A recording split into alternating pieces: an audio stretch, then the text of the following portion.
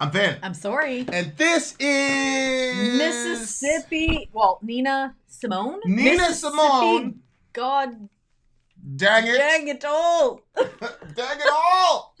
My mommy wouldn't want me saying that word. Shout out to Mom. Dear listener, you just saw the A99 intro, and that intro, ladies and gentlemen, is from a Patreon Alliance. What is a Patreon Alliance? A Patreon Alliance is where you, dear listener, can get your song reviewed. $1 to gate gets you right in to Patreon. You get scooped up by an Alliance member. You pool your points together, and that helps determine what songs we do. So A99, I'm pretty sure, is headed up by Silver Kyrie. They have badass shirts. They're just an amazing group of people. So there you go, dear listener. There are multiple groups like this. A99 is probably one of the coolest names in the world. They literally say that at the beginning of every single one of their videos. No, I don't. Yeah, you do. You always say it in front of A99. Yeah. Oh, yeah. It's one of the coolest names in the world. Now, if you're a filthy capitalist like Sori or Victor, and you want to go straight to the head of the line, the process is very simple. 125 gets you straight to the head of the line. PayPal, Vin and Sori merch at gmail.com. You do that 3 times, you get bumped down to the $75 rate. Speaking of Patreon, shout out to our Village Chiefs. Whoa, yes. Daniel S., shout out to you. My Insanity. Shout out to you. And Captain Pants. Captain Motherfucking Pants, who's actually a friend of mine, who actually inspired me to quit my job. Yep. Shout out to Captain Pants. These are, what did you say? What did you call these people? Village Chiefs, Our ladies Village and gentlemen. Chiefs. Yep. Who've been our greatest, most loyal supporters. Thank you for that, Captain Pants. Thank you for that, Captain Pants. Because your advice brought us the opposite fortune. For now. Right. So without further ado, this is Nina Simone, Mississippi, fill in the blank. You know what it is. We're Christians. Damn it. Here we go. So let's go.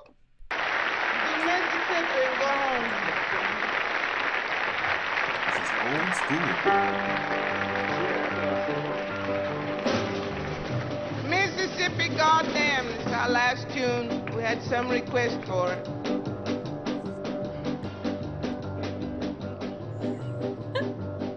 Hey. Alabama's got me so upset. Tennessee made me lose my rest. And everybody knows about Mississippi, goddamn. Alabama's got me so upset. Tennessee made me lose my rest. Everybody knows about Mississippi, goddamn. Can't you see it? I know you can feel it. It's all in the air. I can't stand the pressure much longer. Somebody say a prayer. Alabama's got me so upset, and Governor Wallace has made me lose my rest. Everybody knows about Mississippi, goddamn.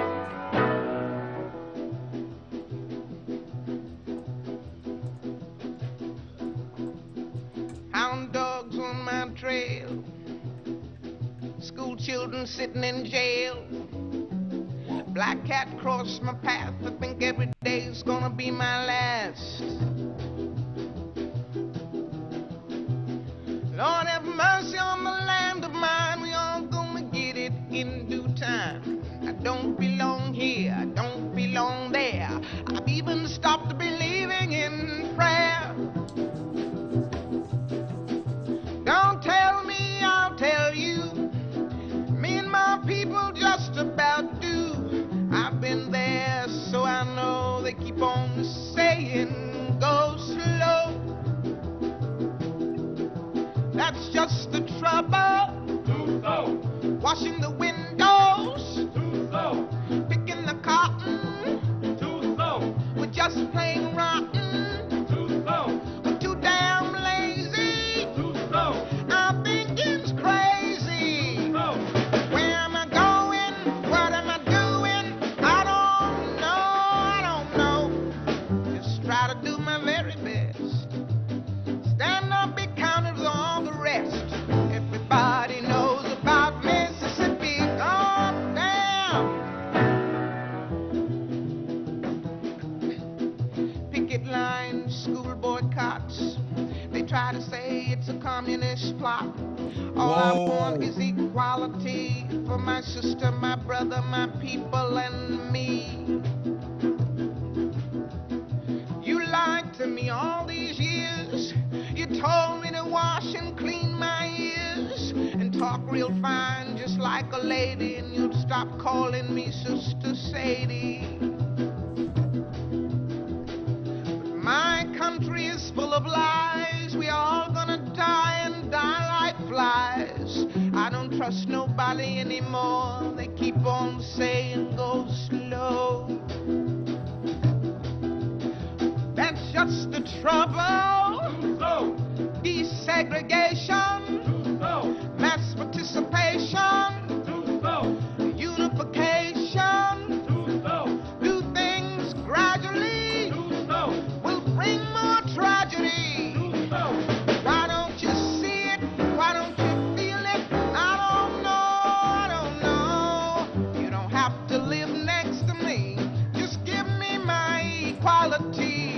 'Cause everybody knows about Alabama. Everybody knows about Mississippi. Everybody knows about Mississippi. Gone down. That's it.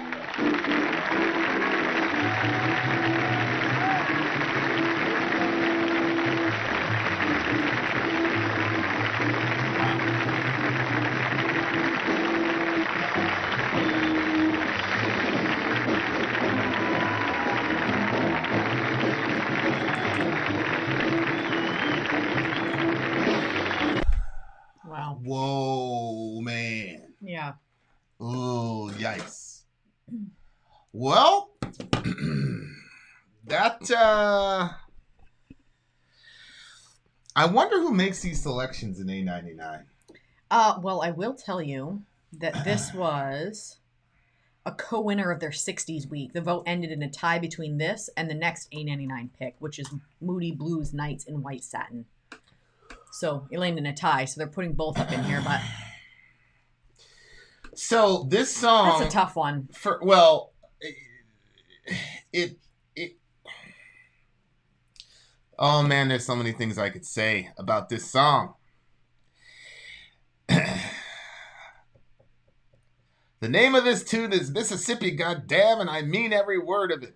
Alabama's got me so upset. Tennessee made me lose my rest, and everybody knows about Mississippi. She talked about the governor too in the second iteration of it. Yeah.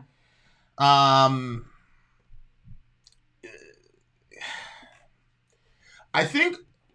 Okay, so I'm a big fan of history. Me and Dorian were going to the eye doctor, and so we had a long drive to and from, and we talked a lot about history and things like that.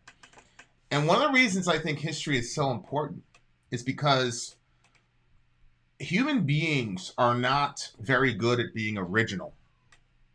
So there's a lot of things that happen cyclically where history repeats itself. And one of the things that we've talked about a lot on the channel is everybody wants to look back at the previous generation and judge the previous generation as if somehow just by mere chronology... We've evolved.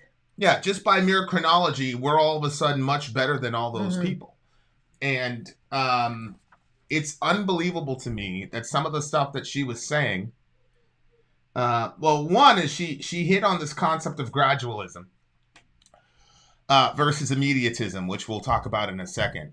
But one of the things I really, really wanted to hit on was first of all, let's do it this way. What was your what was going on with you when you were hearing this song? Well, when the first part of it started out, when it said Alabama's gotten me so upset, Tennessee's made me lose my rest, and everybody knows about Mississippi, I was thinking, just because this is something that I've been thinking about in my own life, but like Alabama and Tennessee and all those things, like I understand, like she's talking about, as the song progressed, I think we're talking about racism and how that had its effect on a whole entire group of people. But when I heard that part, it made me think about, somebody the other night was like, you made me all stressed out. I didn't make the person stressed out. They chose to get stressed out by the information I gave them. Right. I didn't stress them out. Right. And so it was kind of one of those where I was just thinking about, like, this is a very real thing that she's frustrated or losing rest over. But at the same time, you decide if you're going to do that or not. And if you're going to allow something to make you lose your rest. But then this is like such an important topic that it's like, well, it's not just something silly that you're getting upset over. I mean, there's very real reasons why you should be upset about what she's going to go into. Although when it got to the part where it was like, but that's just the trouble. Do it slow, too slow, too slow, too slow. That I was a little bit confused. Mm-hmm. I mean, picking the cotton too slow. Smart writing, though. All that stuff made sense to me because they're trying to make money off that. So it's like you're going too slow.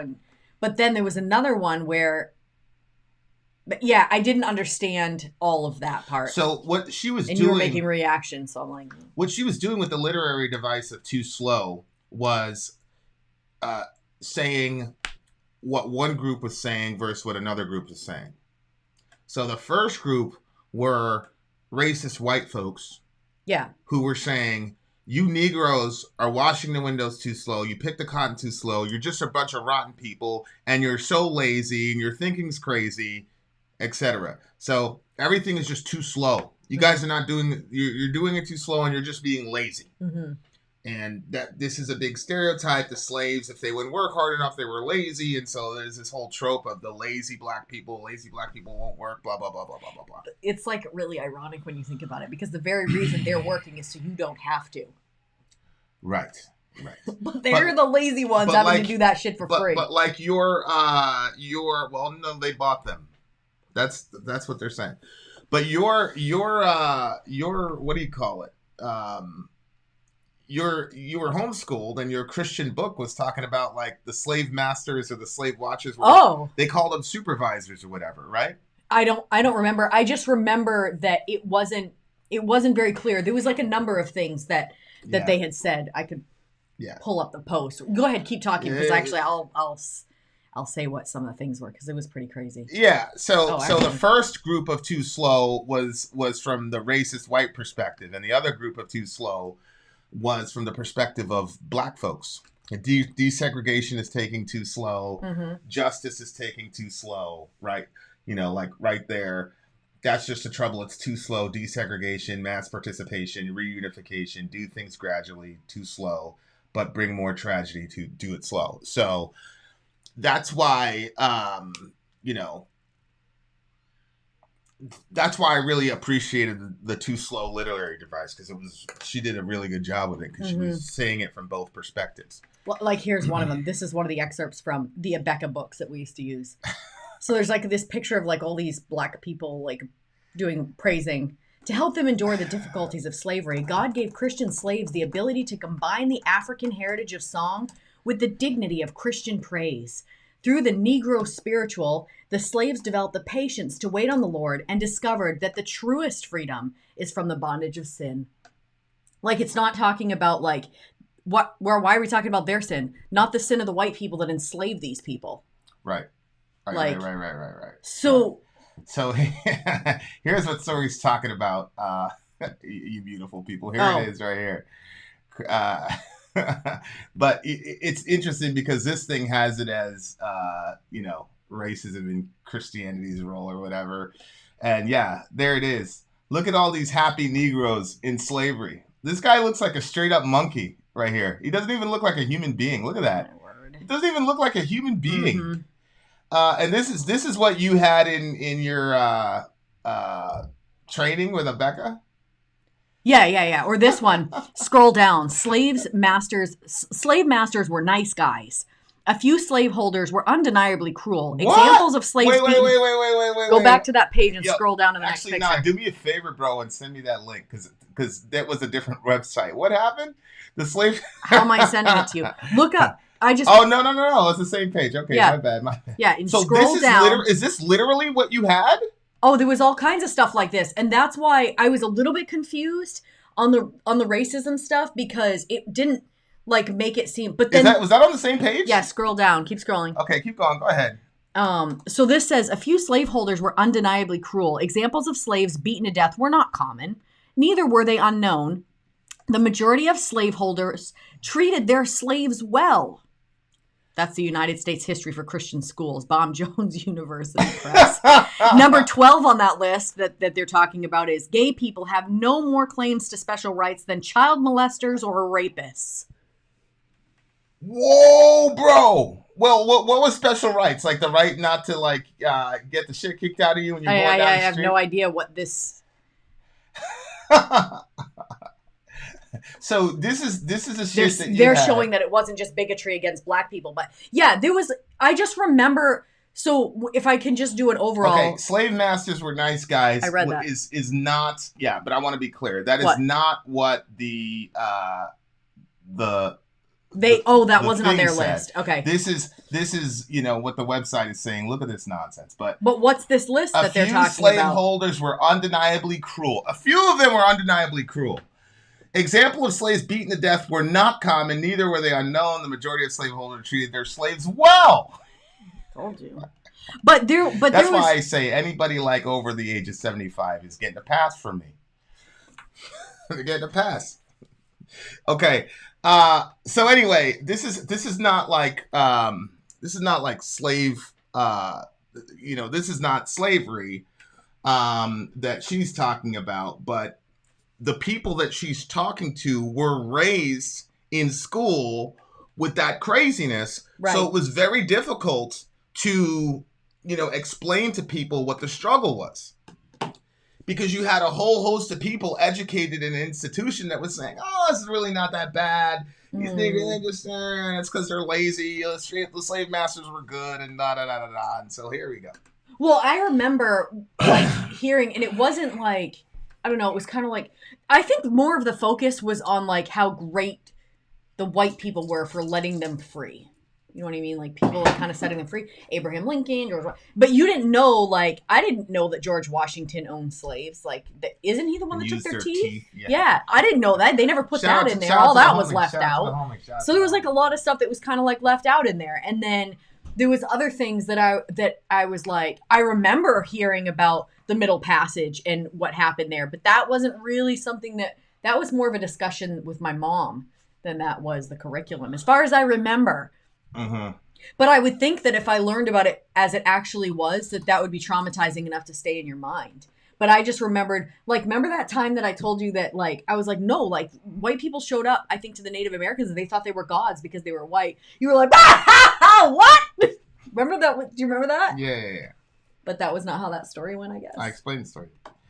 But, so this is why history is important. Yes. Because if you look here, where she says, picket lines, school boycotts, they try to say it's a communist plot.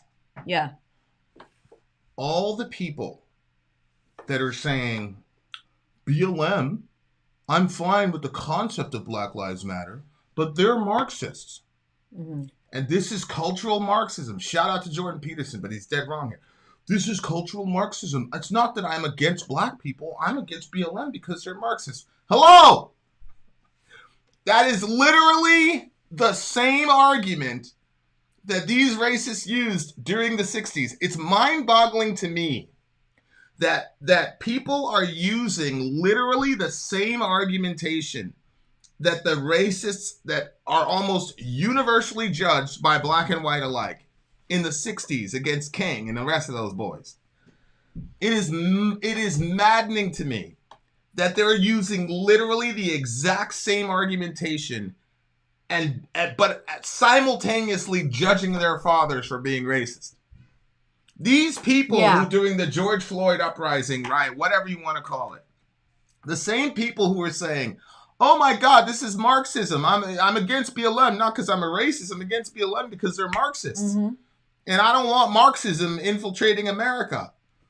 That was literally the same argument that the racists in the 60s were using. And that's why it's so important to know history. Mm-hmm. Ladies and gentlemen. Or you'll be doomed to repeat it. Dr. Martin Luther King Jr.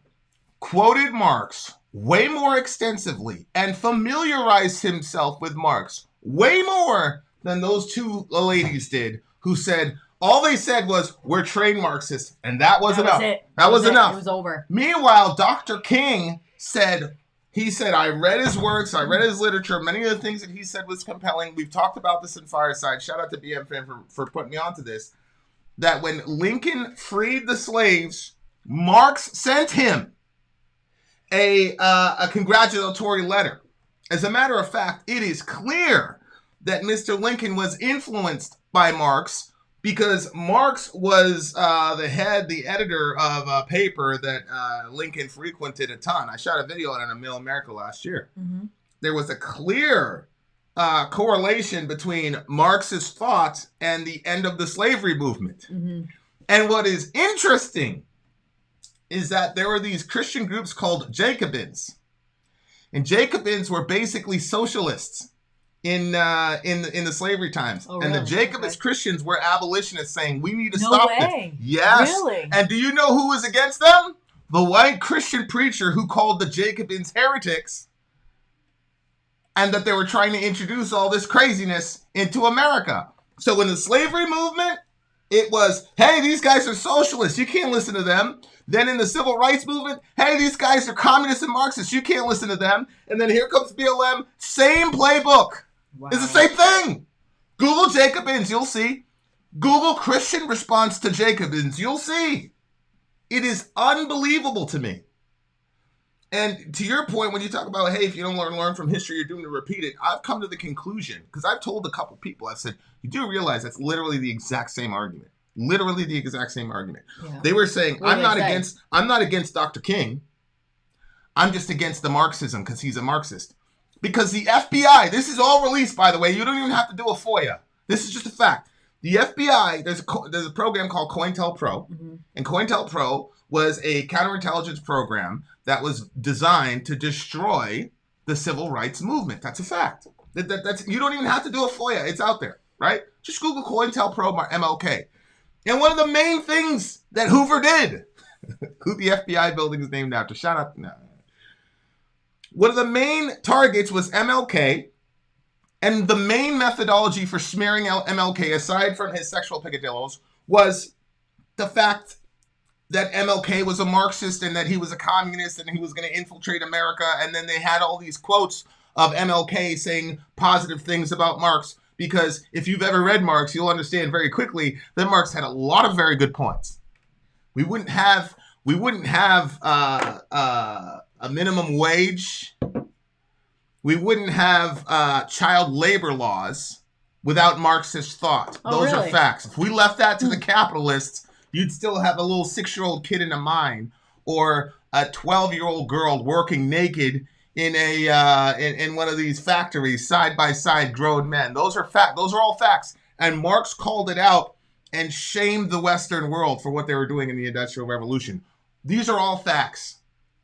Am I a Marxist? No, I don't agree with everything Marx says. I've said it. I said it a million times. The simplest way I could look at it is, in Marx's mind, there was a battle between the proletariat, the bourgeoisie. Proletariat is the regular worker, the 99%. Bourgeoisie is the 1% who use their power and their accumulated wealth to oppress everybody else. And he basically told history. He said you can basically look at history through that lens. I don't look at history through that lens. I'm a Christian. So what that means is, I believe that original sin is the reason why we oppress each other and not our monetary strata. However, our monetary strata takes away from us the impediments that we would normally have if we didn't have the money. But you cannot say that everything Marx said was crazy, because it wasn't. It was a fact. It was a fact. And Marx, he's done a lot of... his thought was dangerous. A lot of terror in the world. I actually like to read. But he also brought about a lot of good in the world. These are just facts. Capitalists did not bring us minimum wage or child labor laws. The capitalists did not do that. But aside from that, I don't care about that. The point is, they were trying to invalidate. Right. That's why they're saying the Black Liberation Movement in the 60s by appealing to communism. They were saying, look, I'm not a racist. This is so funny to me. You had that guy watching a basketball game. Mm-hmm. And the girls were kneeling. They won the state championships, by the way. Yeah. Shout out to Oklahoma. Yeah. And he goes, fucking niggers.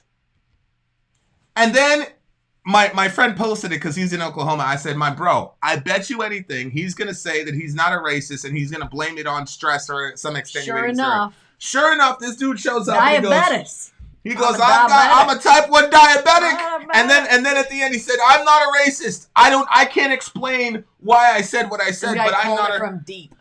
Because I say it all the time, there's no such thing as a racist. Nobody's racist.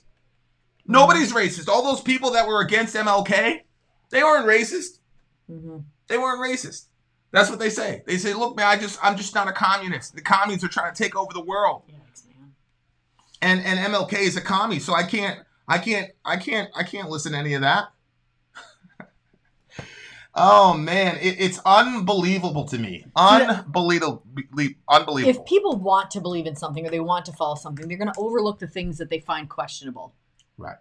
But if you don't want to and you want to go against something, you can nitpick everything to death because we're all sinful people. There's all things that we say and do that's not right. So there's plenty there to point out. It's just. Mm-hmm.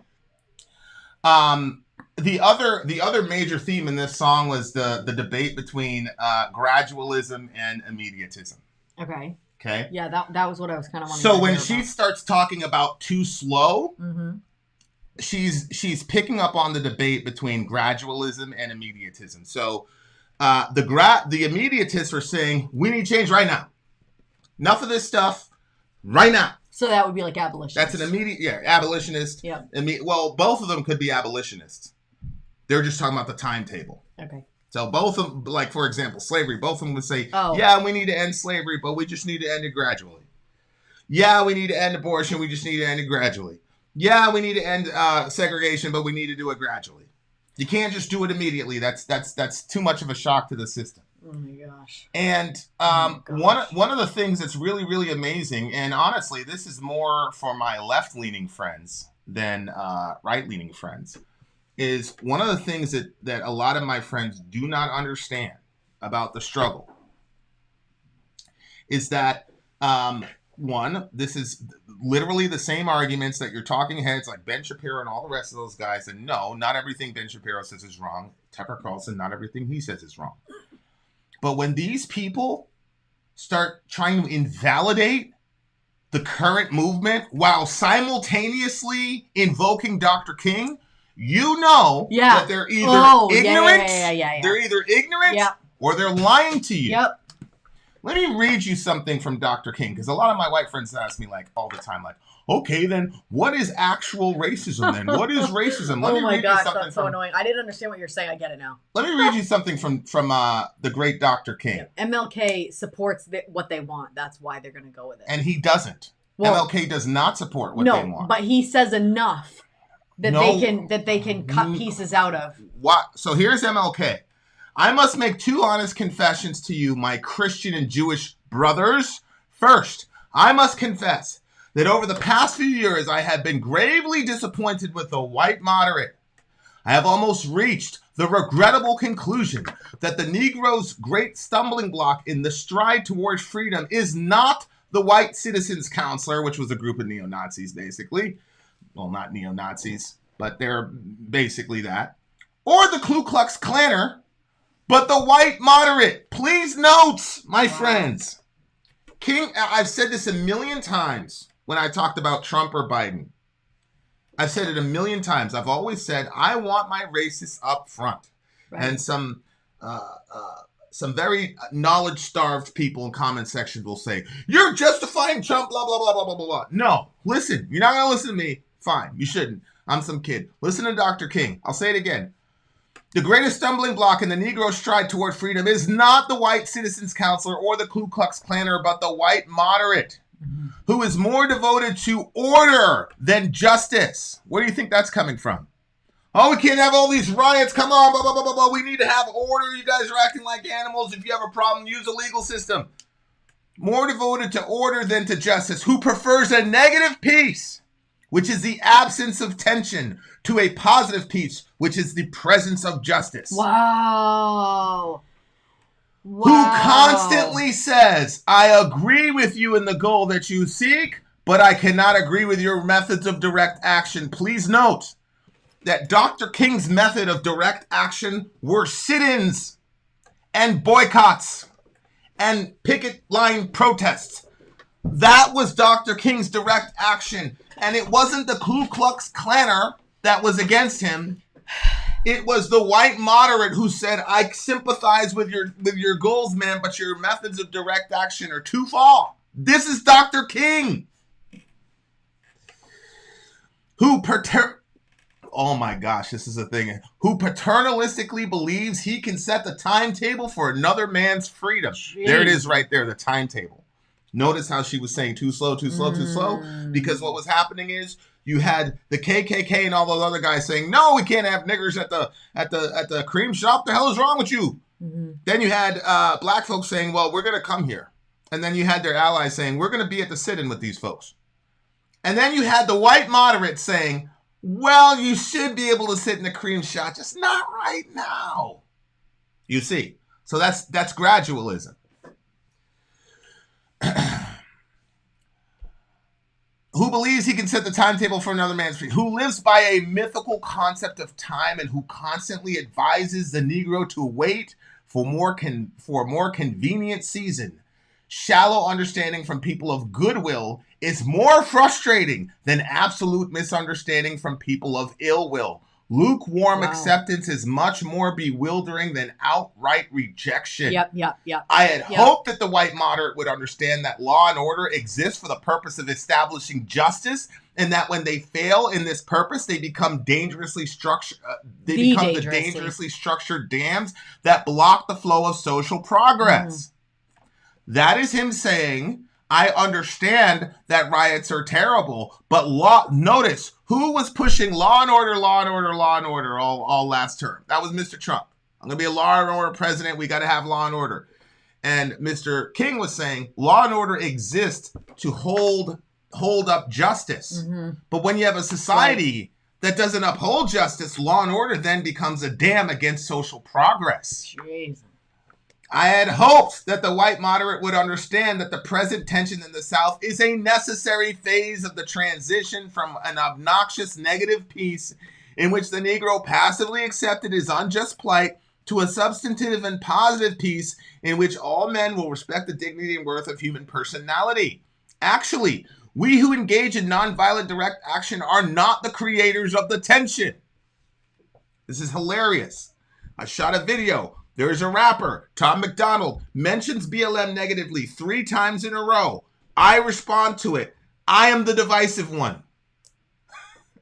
Literally the same people. Yep. But you're not a racist. Okay. All right. You would have just been against Dr. King, though. And please note, not every white person who likes Tom McDonald falls into this category. Here's another thing. Not every white person who disagrees with me falls into this category.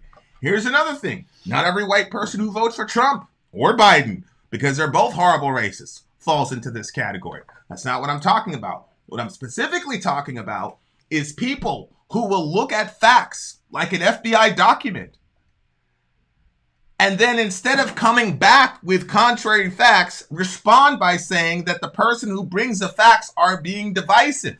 Right. That's who Dr. King is talking about. Right. It's talking about white people who will not be convinced no matter what they see, and who want black people to just sit down and be quiet. That's who he's talking about. Right. He's not talking about people who disagree. It's very important. Holy moly.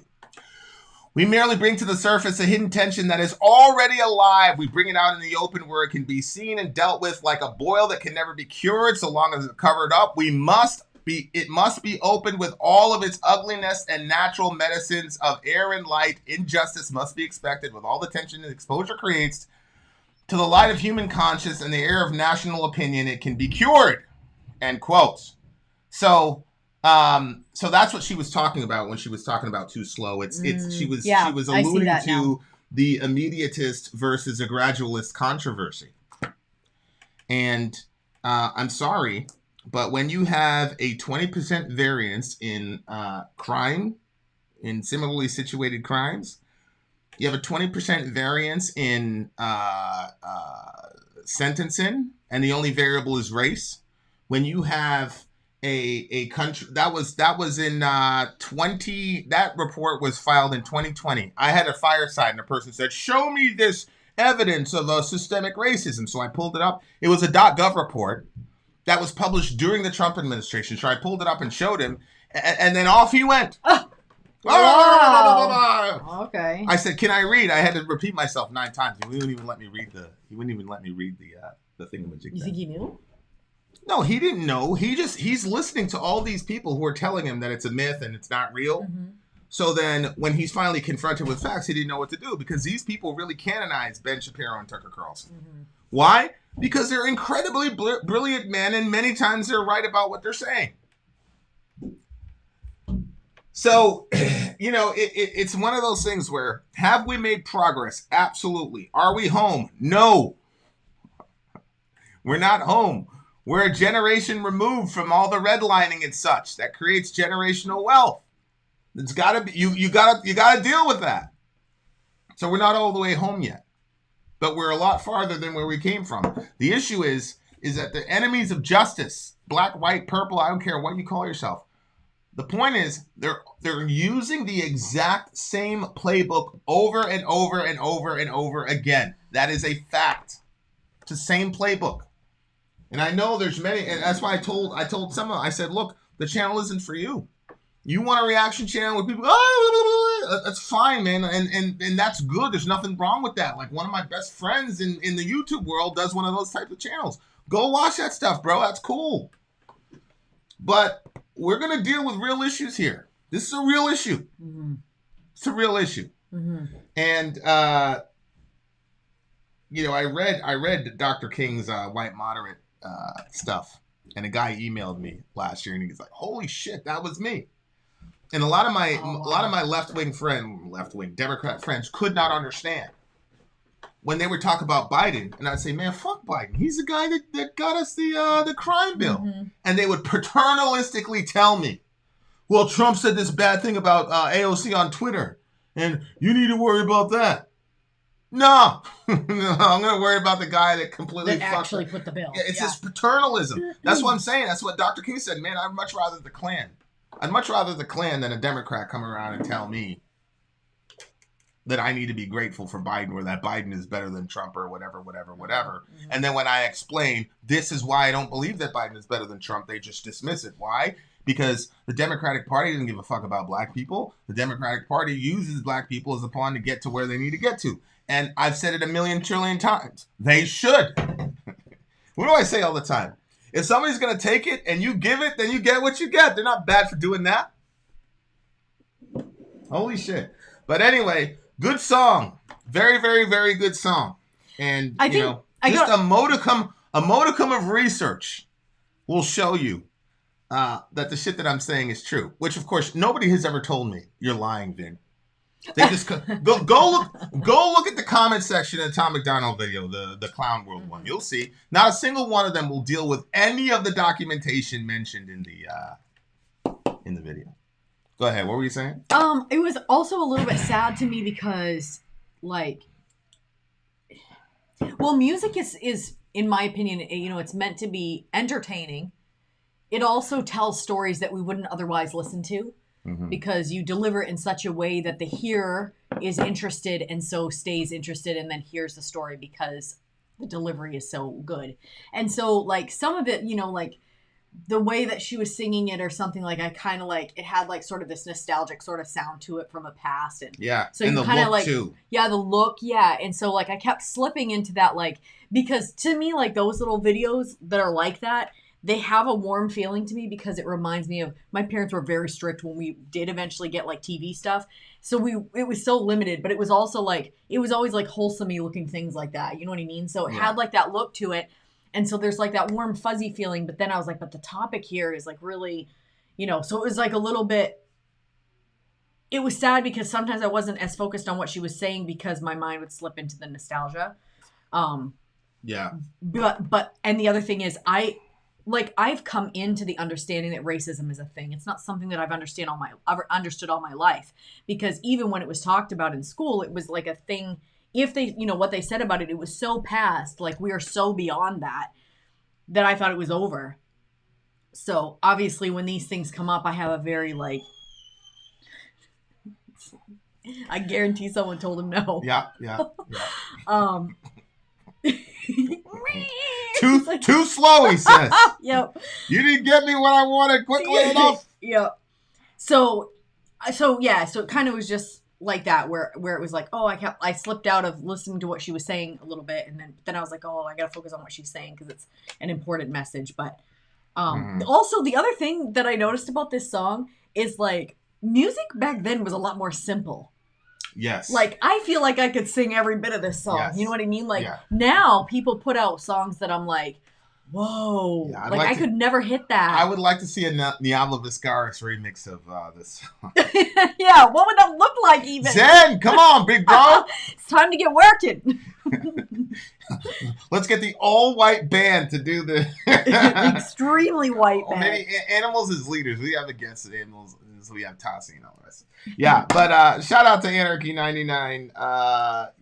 Look, shout out to all the subscribers that are gonna unsubscribe from this. I promise you, I don't feel any sort of like ill will or bad feelings. Everybody says I'm unsubscribing. I was like, well, peace be with you, bro. Mm-hmm. Like, because I understand, like, channel isn't for everybody, man. Yeah. Yeah. If you're exhausting by hearing it, trust me, I'm exhausted by living it. But your brother ain't no punk either. And I'm never, ever, ever going to compromise any of my principles. Abortion is evil. Racism is evil. They need to be stopped now and not gradually.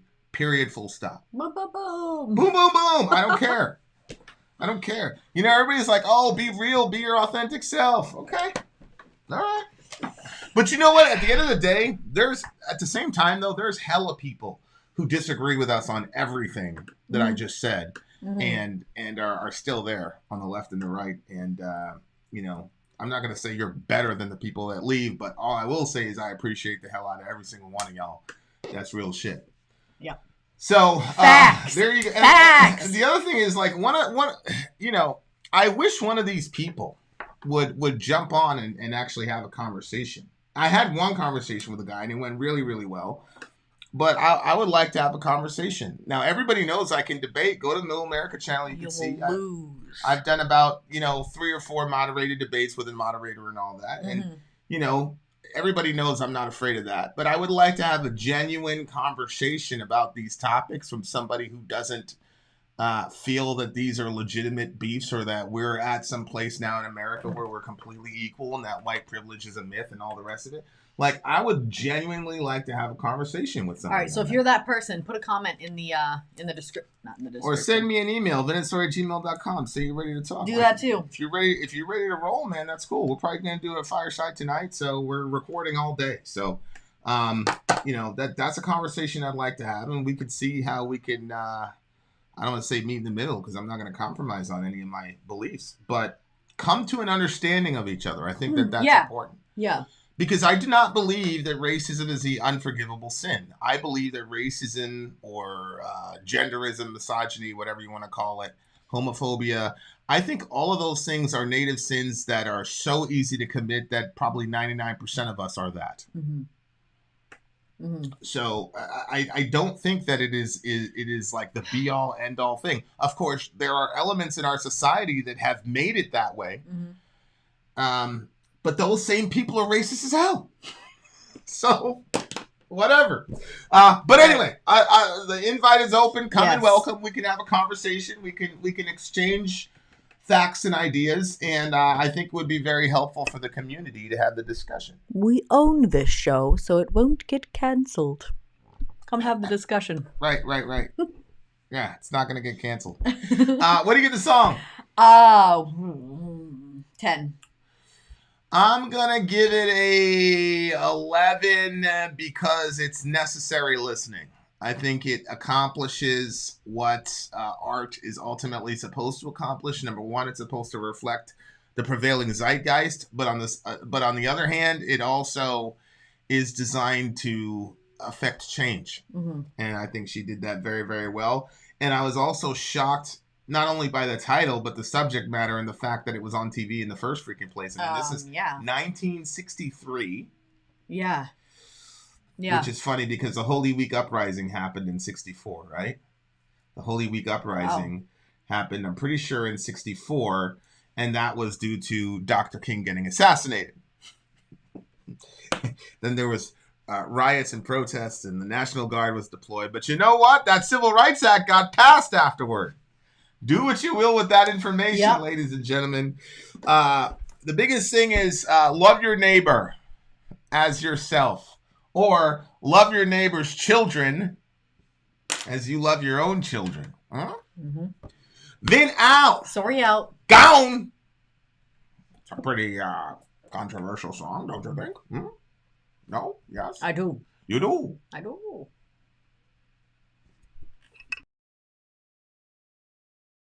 Villagers, the NCAA college basketball tournament is right around the corner. We're doing a March Madness contest for our village to raise funds for other villagers in need. It only costs $1 to participate, and you'll have the option, if you want to donate a little extra. The way it works is you go to ESPN.com and fill out a bracket with the teams that you think are likely to win each game. Whoever wins our contest will get to pick a song for Vin and Sori to react to. So that song you've always wanted them to do, you can now get it done for as little as $1 if you win the contest. There will be a link in the description to this website that will take you to a PayPal site. From there, you make your donation and you'll get an email back with instructions on where to join the group and the password so that you can join. Now, if you're asking, I'm not a big college basketball junkie, I don't know what's going to happen, that's okay. There's all kinds of information on the website that will show you what the experts are predicting, statistics on each team, and even trends as far as what everybody else is voting on. So you'll fill out your bracket. You can start doing that on March 14th, and you'll have until the games begin on the 19th to complete your bracket. You can join the group at any time, but those are the days that you can actually fill your bracket out. If you have any questions, send those to vinandsorimarchmadness@gmail.com, and I look forward to seeing you guys there.